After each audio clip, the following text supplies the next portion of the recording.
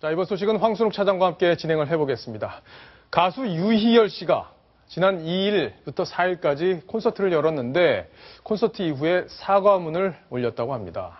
뭔가 자기가 잘못을 한 건데요. 어떤 잘못을 했는지 지금부터 자세히 한번 짚어보겠습니다. 황순욱 차장. 네. 농담이 아슬아슬한 선이 있었는데 선을 넘은 건가요?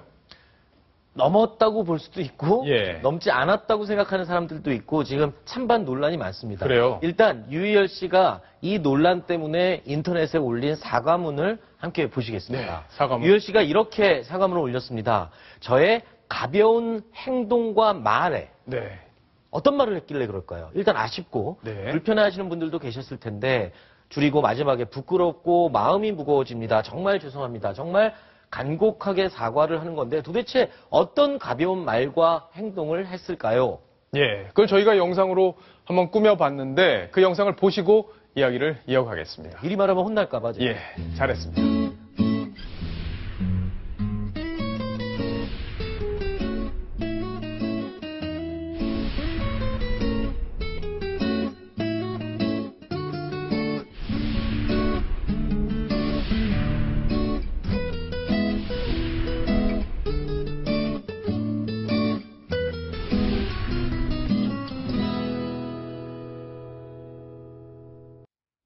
다리를 벌려달라는 말, 뭐 이렇게 되게 불편하게 이러고 앉아 있었던 걸까요? 아니면 어떤 다른 뜻이 있어서 그랬던 걸까요? 콘서트 하는데 앞자리에 앉은 여성분들에게 좀 다리를 좀 벌려달라. 그래서 길을 나에게 좀 달라는 취지로 지금 얘기를 했다는 건데 어떻습니까?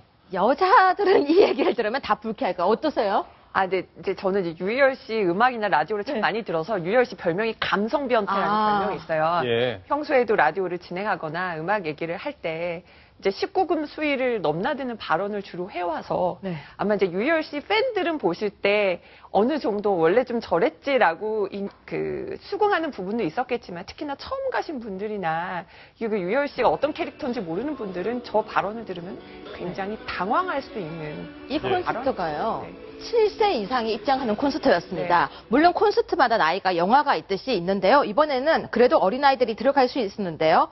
제가 볼 때는 이게 굉장히 많이 하는 실수 중에 하나예요. 이 정도는 괜찮겠지, 농담이겠지 하는데요. 제가 볼 때는 적어도 충분히 문제가 될 만한 소지가 있었다. 그런데 저 공연장이라는 분위기를 생각한다면 물론 분위기를 띄우기 위해서 할 수 있었겠지만 요즘은요.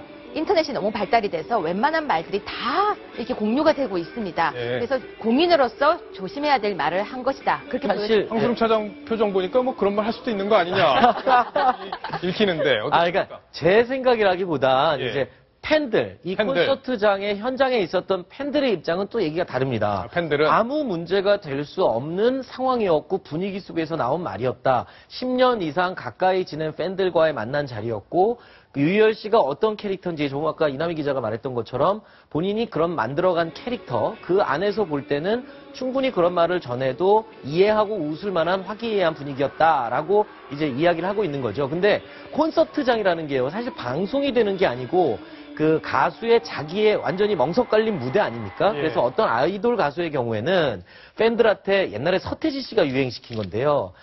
팬들한테 반말을 하는 거죠, 공연 중간에. 네. 니들 뭐 나 보고 싶었지? 다음 노래 뭐 할까? 뭐 이런 식으로 반말을 했던 게 서태지 씨가 시작을 했는데 그 이후에 아이돌들도 그런 반말을 했는데 나중에 인터넷에서 좀 논란이 된 적이 있었어요. 예, 지금 저 영상을 보면은 유희열 씨가 광고에 등장하는 모습인데 저것도 약간 변태 캐릭터로 나오고 있죠. 예. 저 매일 눈이라고 불리는. 예, 근데 저것도 그 사실은 이거 방송의 재미를 위해서 본인의 캐릭터를 만들어 갖고 그게 이제 인기를 끌자 저런 식으로 광고도 찍게 되고 했던 게 있었고 이런 유희열 씨의 코드를 이해한다면 별 문제가 될 게 없다라고 얘기했는데 하지만 또 유 교수님 말씀처럼 일반 사람들이나 여성들이 보면 좀 불쾌할 수도 있는 소지는 있죠. 그러니까 이게 성인 콘서트는 분명히 있습니다. 이런 문제 때문에 싸이라든가 아니면 DJ DOC 같은 경우엔 아예 19금 해서 어른들만 올 수 있는 콘서트를 하거든요. 네. 그러니까 아이들도 올 수 있는 콘서트에서는 이제는 인터넷이 있고 공개될 수 있는 만큼 조금 자제를 해야 되는 게 아닌가 이런 생각을 할 수 있겠습니다. 자, 과거에 유희열 씨가 방송에 나와서 했던 얘기들, 좀 논란이 될 수 있었던 그런 얘기들, 저분의 캐릭터를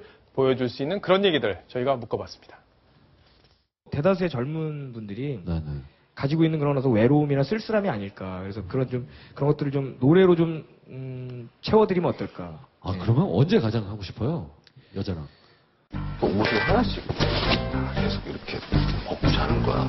근데 이걸 자꾸 이렇게 내려.